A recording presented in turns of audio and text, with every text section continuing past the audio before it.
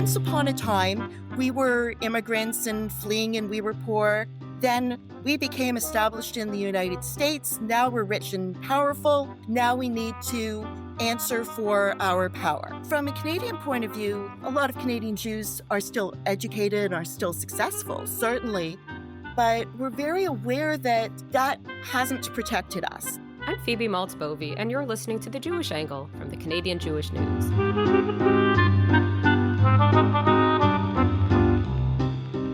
Conversations about Jewish literature since October 7th have focused on the challenges of being a Jewish author at a moment when the mainstream publishing world doesn't always seem so receptive to Jewish content or authors.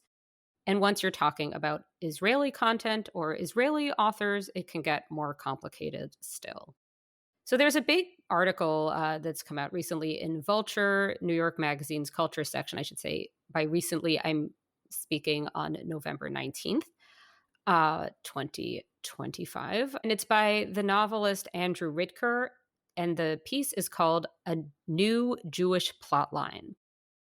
Okay, you see that, you think, interesting, what's this going to be? And then the subhead reads, In the wake of Gaza, should Jewish American writers be tackling different stories? I read it.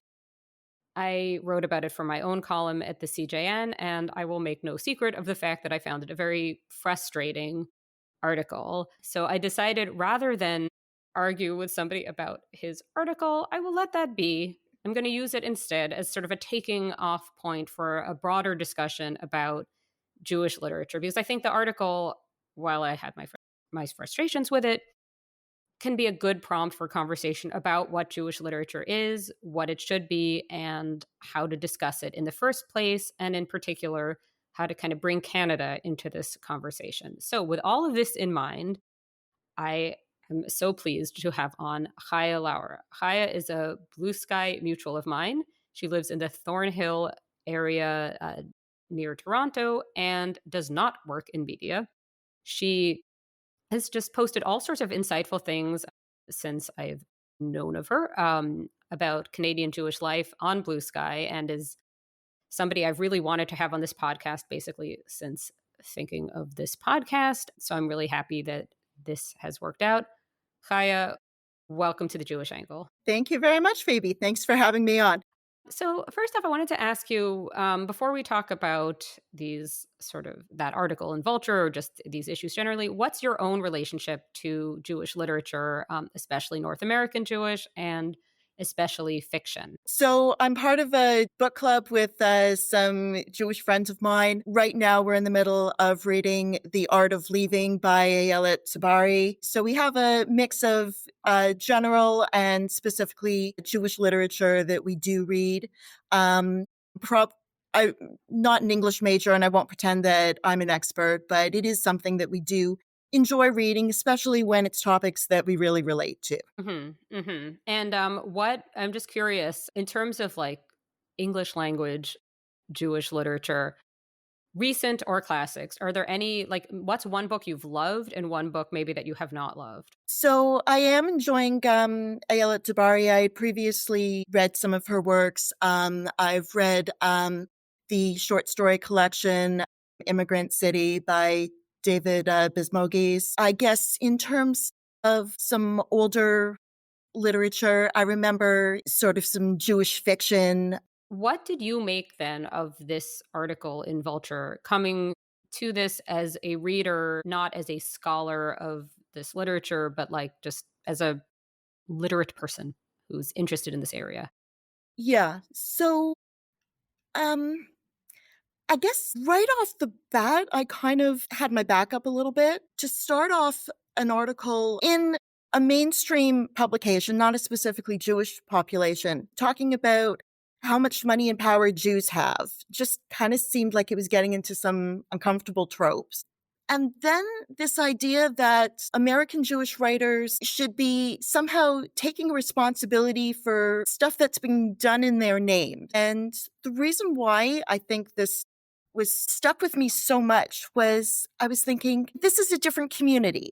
If you were talking about Israeli writers wrestling with stuff that it's happened in Israel, especially since October 7th, that makes a little bit of sense.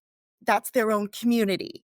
If you're talking about Jewish literature in general, people tend to write about their own experiences. So there's the generation that was writing about the immigrant experience. There are people who have written about the process of once upon a time, we were sort of new to this country and poor and we're become more comfortable. What does that mean for us? And that's all very personal and that makes total sense. But it was this idea of not writing about things that we do, but things that were done in our name that really kind of bothered me because you're assigning a role to somebody that they never really played. You're not talking about things that their actual community has done. Yeah, I mean that's it seems like we reacted quite similarly to this. And yeah, I mean, I should say so this the article the reason I didn't open with it's an article that says and then a sentence with what it says is because I read it, I reread it, I'm still not entirely sure what the point is. It seemed to be both an article just sort of describing Jewish writers and saying that they ought to be more sort of willing to air dirty laundry about the Jewish community, willing to be critical, willing to not do the PR for, the community, whatever, but also an article describing Jewish fiction for, a century saying like, well, it always has done this. So it's like, so I just wasn't clear whether this was a criticism or of and saying things should be different or saying that things are this. The only piece that I could kind of make sense of was that I guess like it just there seemed to be some kind of like logical issue where like the fact that there are those stories a community tells about itself gets kind of conflated with like the fiction that professional novelists and short story writers produce who come from a particular community and publish for mainstream audiences. These are just very different things. And I think it seemed like a criticism of a certain type of Facebook post, but somehow being projected onto novelists. And then with this kind of like j'accuse of American Jewish novelists are not doing enough to engage in a anti-Zionist perhaps manner.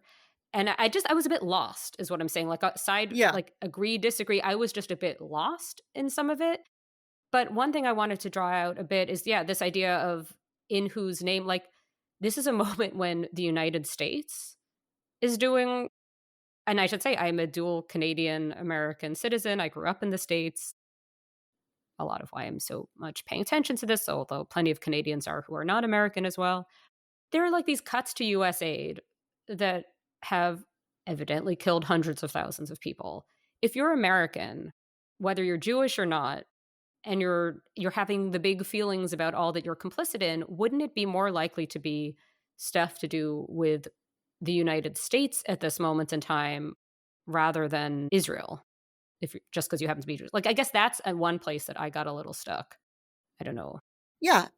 And I agree exactly. And literature by American Jews, or if it's Canadian Jews writing Canadian Jews, about their own community, their own setting, makes perfect sense. If you look at some of the Mordechai Richler novels, for example, they're very specifically based in a specific area in Montreal. And I know my grandparents sometimes had issues with what he was saying because it was not always particularly flattering, but it was true to his particular setting. And that makes sense. What doesn't make sense to me is demanding that someone critique a community that, yes, there's some common ancestry, and I'm someone who does feel connected to both.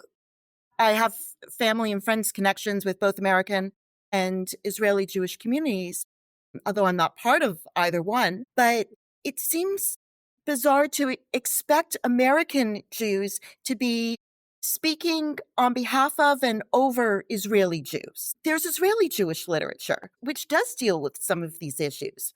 Why are you expecting someone who may have never been to Israel, and the majority of American Jews haven't actually even visited Israel? Why would they be expected to answer for what a foreign government's doing? And I wanted you to really this is the part of your thread that I really wanted to expand upon the most. these differences between different diaspora Jewish experiences and between Israeli and diaspora experiences, and how Yes. the sort of US specificity, because something I noticed in this piece was that Canada was kind of like drawn in as like in parentheses. Mhm. And it seems like the Canadian angle is a bit different. Yes. So I think sometimes for some Americans, they might just sort of look north of the border and think, okay, we assume Toronto must be like an American city. But there are a number of key ways in which our Jewish community really is quite different. The Canadian Jews, on average, came later than American Jews. We never really had the German immigration of the 19th century, went primarily to the US. Very few came to Canada. There's some overlap in the Jews from Eastern Europe that were fleeing pogroms. That's the generation of my family. So at that point, it was kind of a toss-up and matter of fluke whether they got on a boat to the US or Canada, although Canada got a little bit more of the later wave of that. Canadian immigration really starts after 1900. There were some before, but the vast majority came after 1900. And then in both Canada and the US, but even more so in Canada, the door abruptly slammed shut in the 1920s. And by the time Hitler's rising to power, there's no more Jews allowed in at all. There was a fairly famous book by Irving Abella, None is Too Many, which describes, that's a quote from a Canadian immigration official about how many Jewish refugees they're going to take in. Jews like my family, which did get in and which did have the open door, knew that any family that they had left in Europe, they weren't coming in. And then after the war, the situation reverses a little bit. And proportionately, Canada took in more Holocaust survivors. So our community has a greater percentage of Holocaust survivors than the American community does. We also, especially because of Montreal, took in a lot more Mizrahi Jews, Sephardic Jews. So the Montreal community, at least a quarter of it is North African, for example. And we have a lot of people who came in from the former Soviet Union, a lot of Israelis. So I believe something like close to 30% of Canadian Jews are actually immigrants. I'm one of them, although from Yeah. the States. Yes, yes. So it's a different experience than being someone whose family has been in a place since 1881, for example. So what are the implications in terms of this approach to this kind of somewhat self-flagellating, if that's even how to describe it, approach to looking at literature? I think reading over the article, there was very much the sense that, okay, once upon a time, we were immigrants and fleeing and we were poor. Then we became established in the United States. Now we're rich and powerful. Discrimination is over. What are we complaining about? Now we need to answer for our power. I think that was kind of the article in a nutshell. From a Canadian point of view, though, a lot of us are more recently arrived. We're not really the establishment. A lot of Canadian Jews are still educated and are still successful, certainly, but we're very aware that that hasn't protected us. During the Holocaust, it certainly didn't protect German Jews, for example. It almost invited more racism, more discrimination.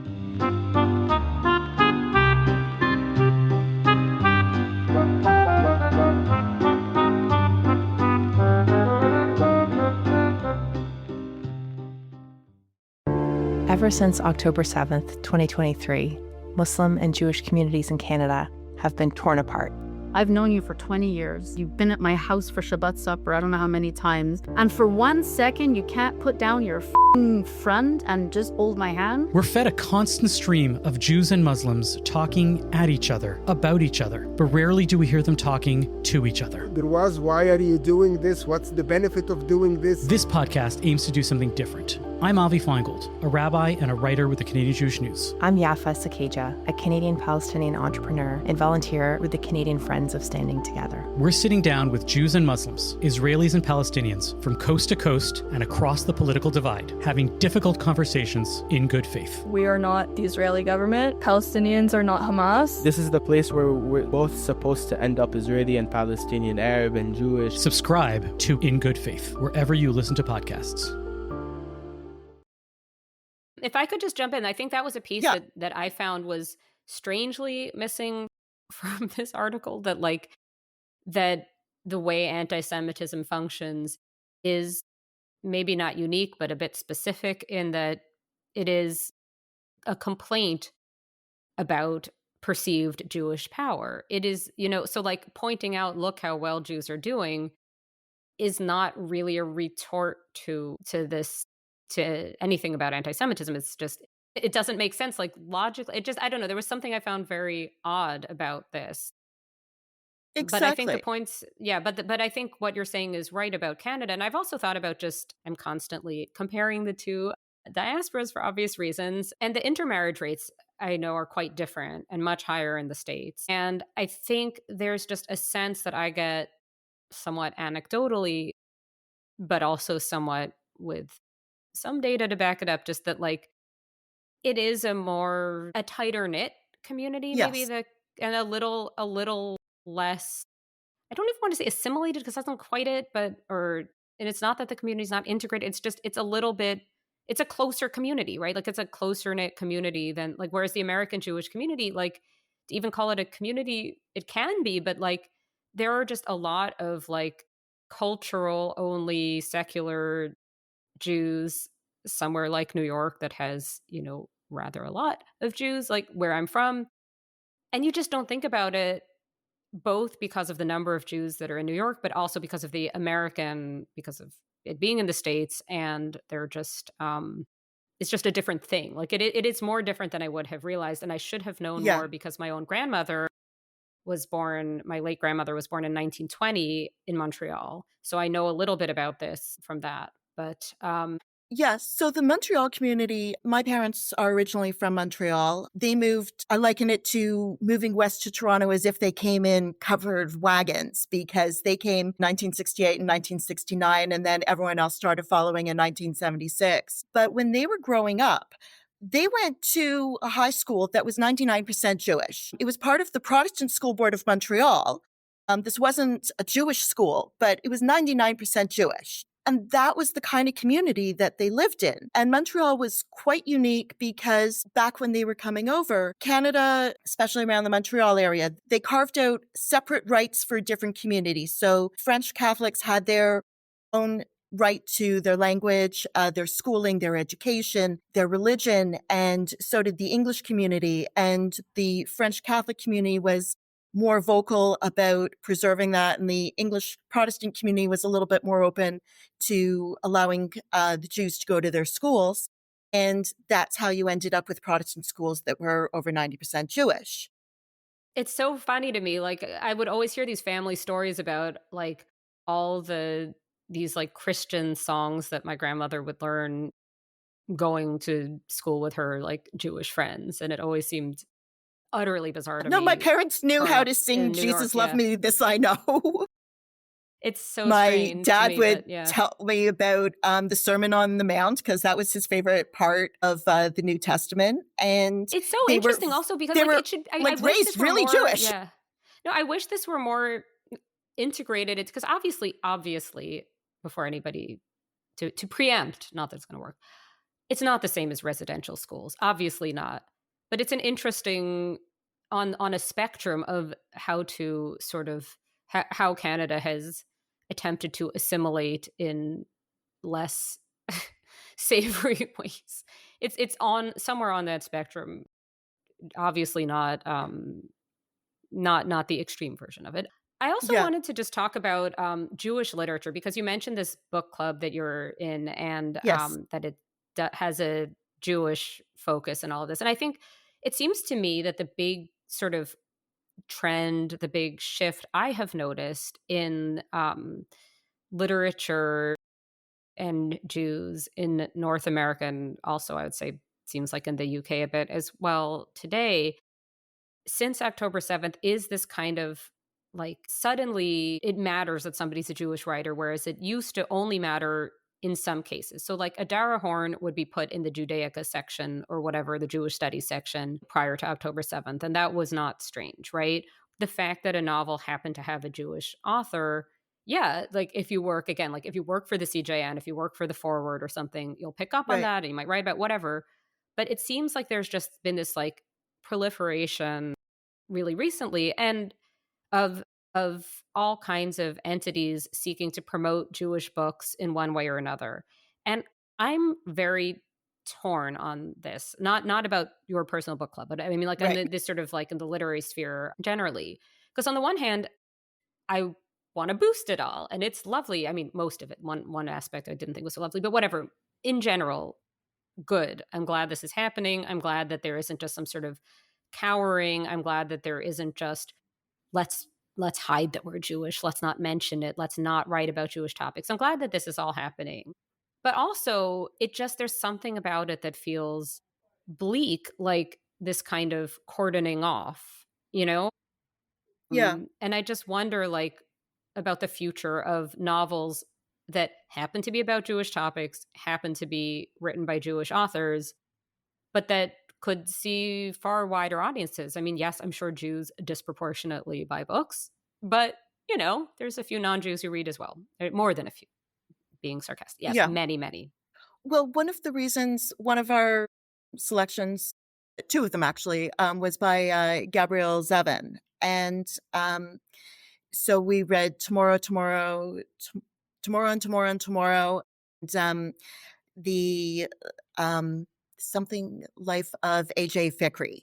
And the reason we chose to read her was because she had been receiving criticism because she was a Jewish author, and it's a detail that she sort of slips into the books, but um, doesn't become an overwhelming detail, but merely the fact that you have some characters who have some affiliation with anything Jewish suddenly was becoming controversial.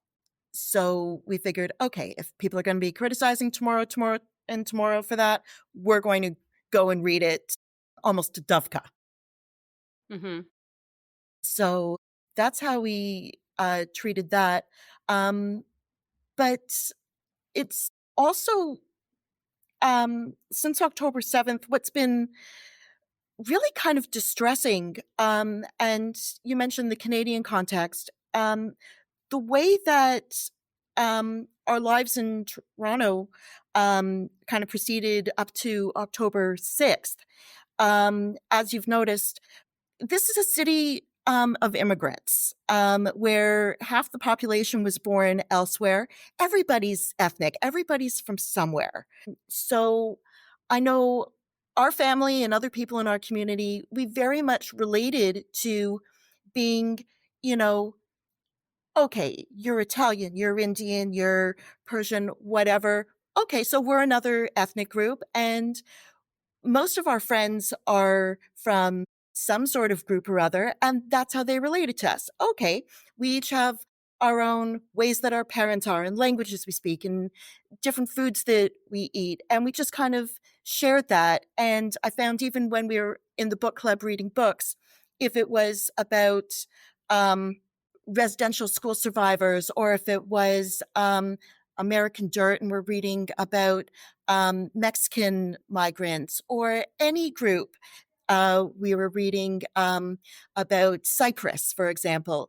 As a Jewish book club, even when we weren't reading specifically Jewish books, we were often relating to the communities that we were reading about and kind of as one ethnic group to another.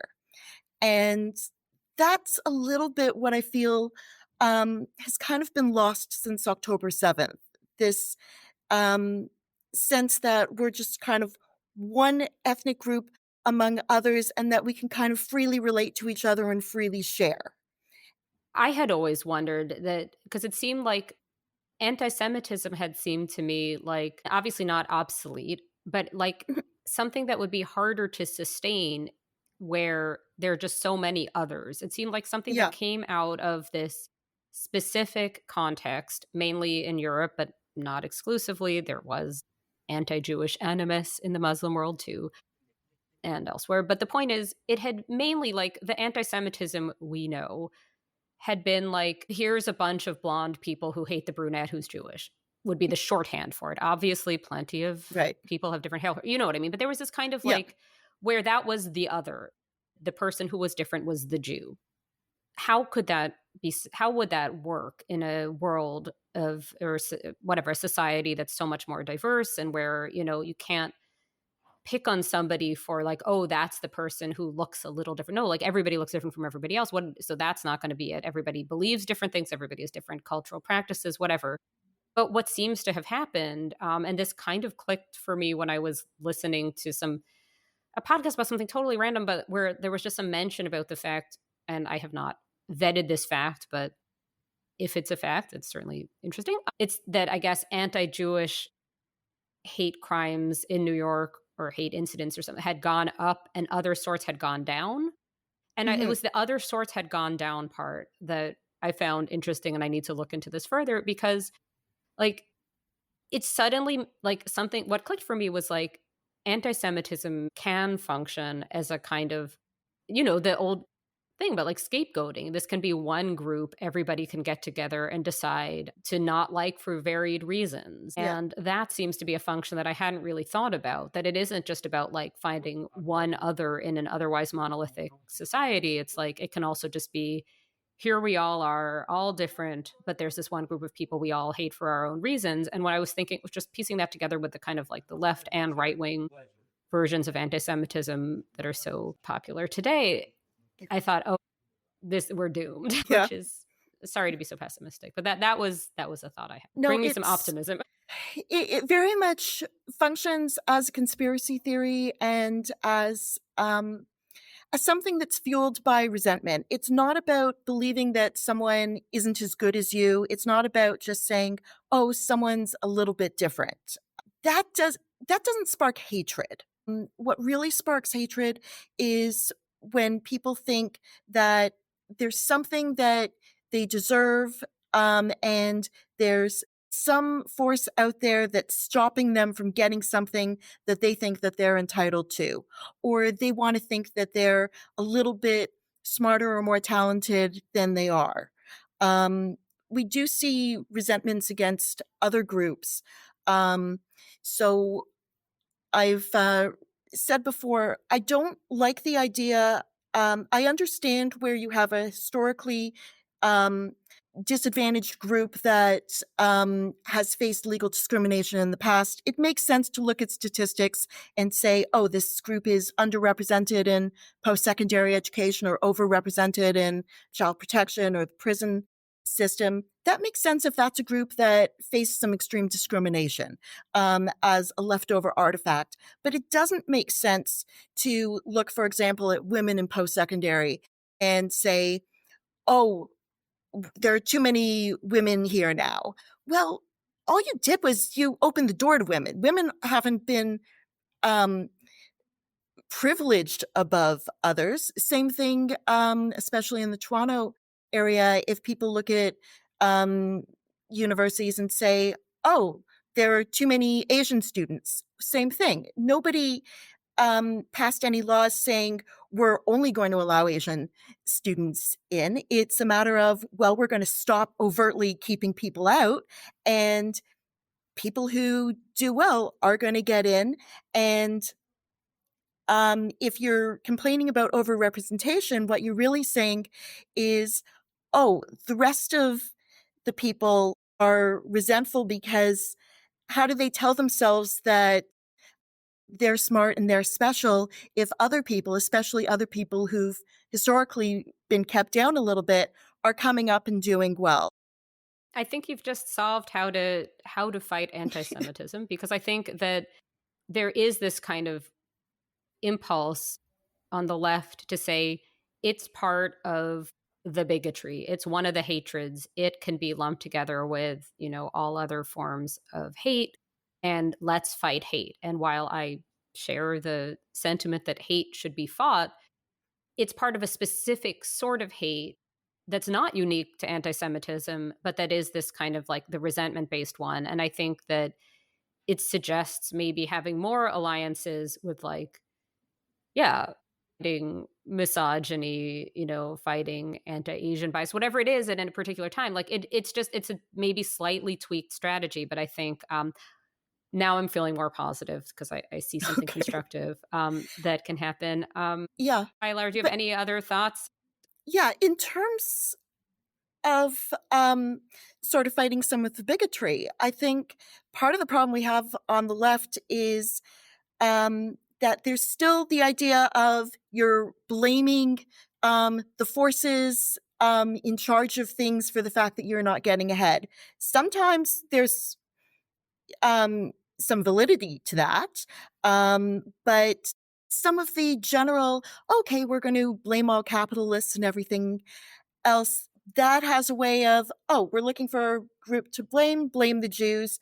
And I guess as someone who has some former Soviet Jewish family and friends, that kind of feels very familiar.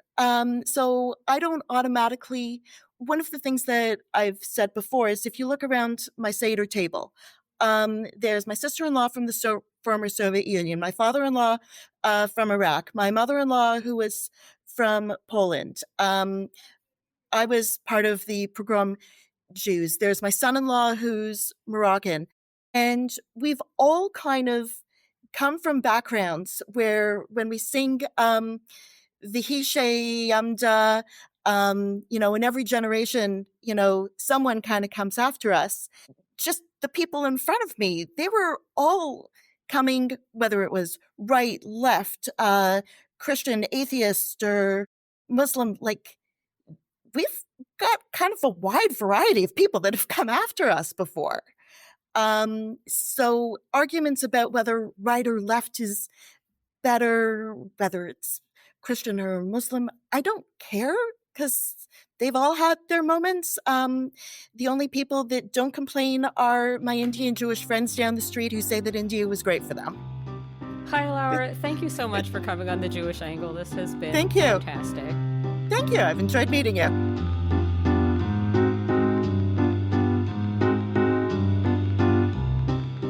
Thank you for listening to The Jewish Angle, a podcast from the Canadian Jewish News. This has been Phoebe Maltz Bovy, opinion editor of the CJN and a contributing editor of Scribe Quarterly, the CJN's print magazine. The show is produced and edited by Michael Fraiman. Our music is by Frank Freeman. If you've enjoyed this episode, please subscribe to The Jewish Angle wherever you get your podcasts. Thanks for listening.